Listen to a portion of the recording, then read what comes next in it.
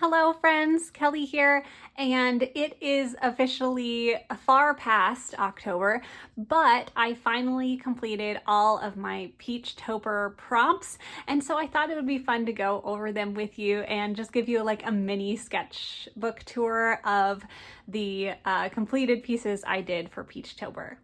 If you don't already know, Peachtober is a daily drawing challenge hosted by Furry Little Peach, and she's created 31 prompts, and she does this every year. And then you can draw or paint or create some art that is in relation to that prompt word. And I have not participated in Peachtober before, but I have done Inktober quite a bit. So I was just looking for something different to do and something where I wasn't limited to just ink. So you'll see a lot of ink here, but also quite a bit of acrylic marker. It kind of goes back and forth between those two mediums because those are the mediums I enjoy using right now. And to be clear, I did not draw every single day. My goal was just to complete the 31 prompts in whatever time frame worked for me. Ultimately, it did end up being a little bit past October when I finally finished all the prompts, but that's okay because challenges like this can just work with whatever kind of schedule and whatever life you have. So even if you can only do a few prompts or only, draw every other day or something, it still is fun and it's still worth it. So without further ado, let's jump in. Also, this sketchbook is just kind of a basic one I found online on Amazon. It's just a watercolor paper, so it's really thick and works great for paints and watercolors. I will say this kind of textured thick paper isn't the best for acrylic markers, but it still works, especially if you put down like a little paint beforehand. But regardless, here we have day 1 acorn and day 2 kite. I did draw these at the same time. You'll find that for me, I kind of did 2 at a time quite often because it's easier to just do kind of like 2 pieces at the same time. But this is acrylic marker, and both of them have some ink for the line art around the pieces. I especially really like kite because I've been experimenting with this type of sky and this type of cloud, and I've really enjoyed doing that in my work. So it was kind of fun to get to do that again here. And then we have day 3 slug and day 4 gingham. Both of these have acrylic gouache painted first in the square, and then this one has ink over it to kind of just painting in the negative space. And then this one I'm using ink to draw the actual subject. I really love doing things like this slug where you have the very, very bold black background. It can be kind of challenging, but I always think it's really fun and satisfying to paint in the negative space instead of just the subject. Here we have one of my favorites of the whole month. What are we on? Day 5, Poppy. I really love this piece, and I actually created a kind of sequel to it in a smaller scale for a framed artwork that I have now. And I really love how this turned out. Some of the colors kind of blend together a little bit. It doesn't pop as much, but I love how this glass vase turned out. I don't usually paint or draw glass, so this just turned out really nice, and I really like how the poppies look. It's just very fun. It feels very me. And then on the opposite side, day 6 ring, I don't really love very much at all. It was just kind of trying to think of things to draw for every single prompt can be a challenge. And that's part of the fun, right? Is try to find something that'll work for the word and something that you're excited about drawing. But not every prompt word is gonna like spark joy, and this is one of those for me. I didn't want to draw a ring like on your finger because I've tried drawing rings with like gemstones and stuff on it before, and I'm just not very good at it.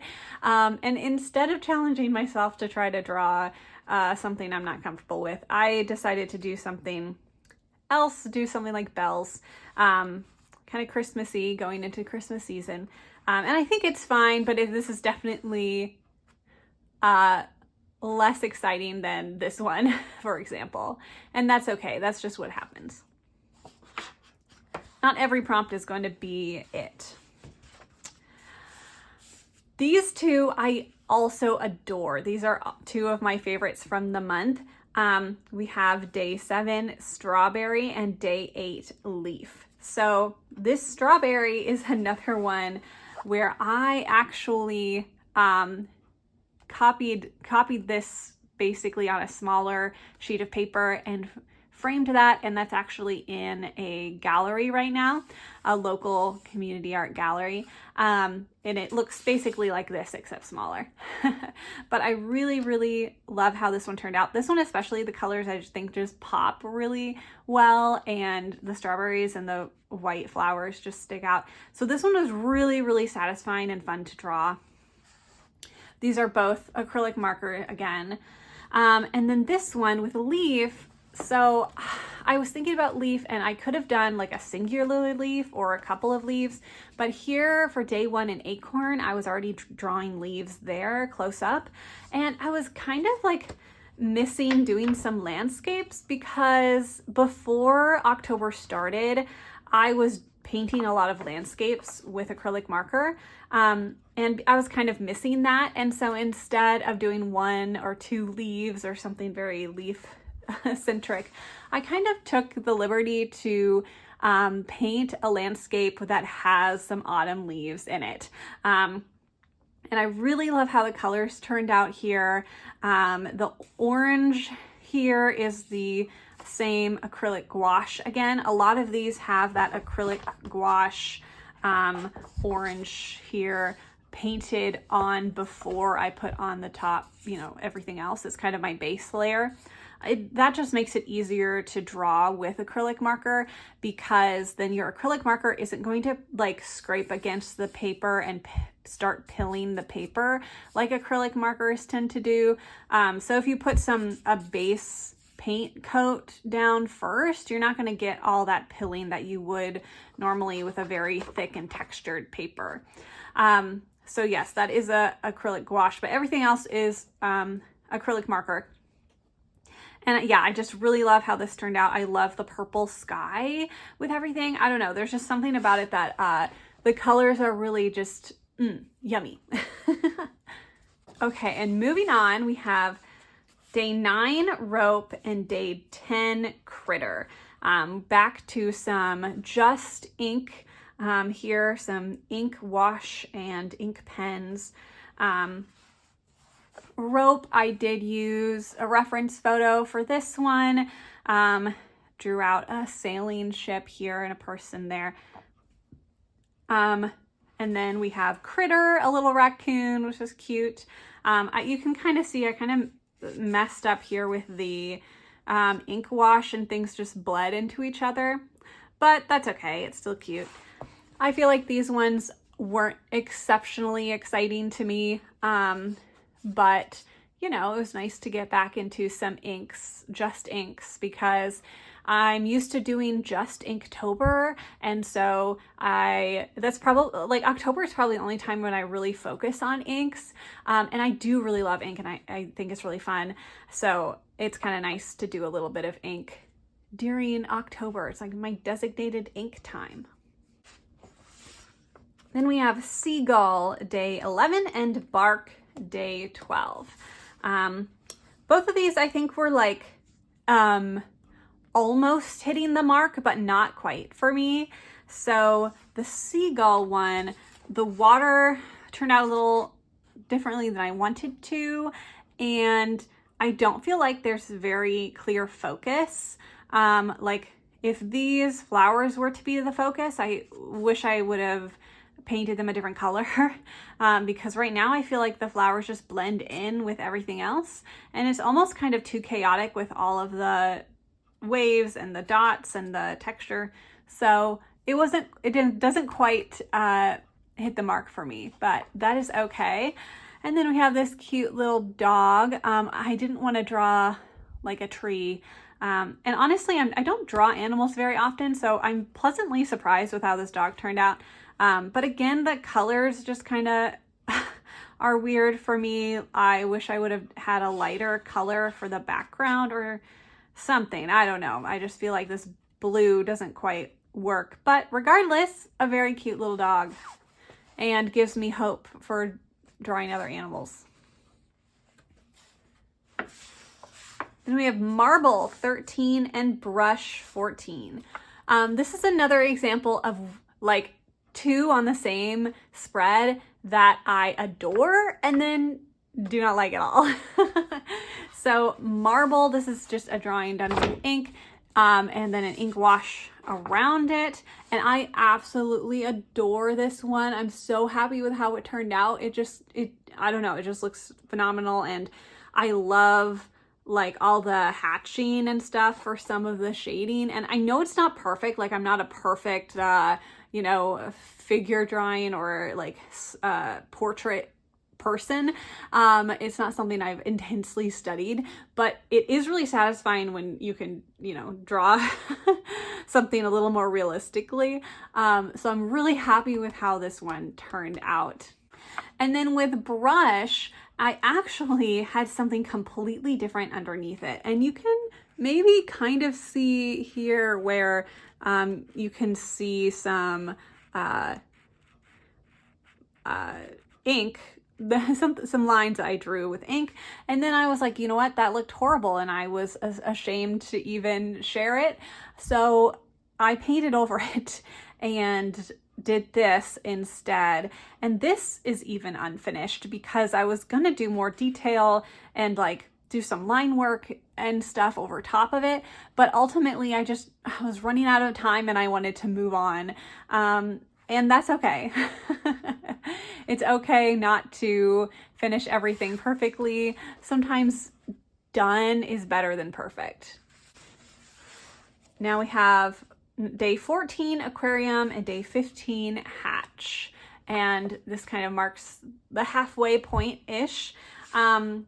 And these, along with the next couple I actually did all in one day. I did like 4 in one day. I just sat down and did them all really quick. And because of that, they're all done very, very quickly and are not as detailed and are just kind of like, I was just trying to doodle something and get it done. So these definitely are not up to the same level as like Marble was. Marble took me a long time just for this one piece, and I probably did 4 of them in the time it took me to do this one. So and with a art challenge like this, I'm drawing a lot more than I usually do. And so trying to get this many pages done is definitely a stretch. And that's why I like these challenges. But that's why it's okay, like, to have to just do a quick doodle and do what you can with the time you have available. So I think aquarium and hatch are cute. I think they're charming. I just don't necessarily think I did anything extraordinary with them. I just kind of got them out as quickly as I could. And then, of course, the same for Whistle and Toad. I was quickly getting them done. We have day 16 and 17 here. And I was just trying to kind of get caught up and be able to move forward. And I even had some different ideas for these 2 days, but because of my time constraints, like I couldn't do anything too detailed. And so these really were just like quick doodles. Then we have day 17 and 18, Melon and Truck. Melon, it was nice to go back to a landscape, but it also didn't quite hit because I don't feel like there's a focal point again, and I feel like all the colors kind of blend together. So I did a field of melons, again, just trying to make an excuse for drawing a landscape instead of individual objects. So it like almost was there, but not quite. And then truck, I wanted to do a much more detailed ink drawing of this truck. But again, I ran out of time, and I just needed to, sometimes like in my head, I have this vision for what I want, and then I can't move forward until I like have, 3 hours to work on it. But I didn't have 3 hours, so I just had to do something. And so we ended up with this. This is my husband's old 54 International truck. And at this point in the challenge, like I genuinely was struggling to find the motivation, because, you've been doing so much of this. It just feels kind of like the excitement has worn off by this point, and it was just like, I just want this to be over, but there's still a third of it left to do. But I'm glad I persevered. So we have day 21 and 22, Snowflake and Web. And I will say these two are a couple of my favorites from the whole month as well. We finally got back to a landscape that I really enjoyed, and I thought this turned out well. And honestly, it was just kind of like very peaceful and calming, and it felt good to draw.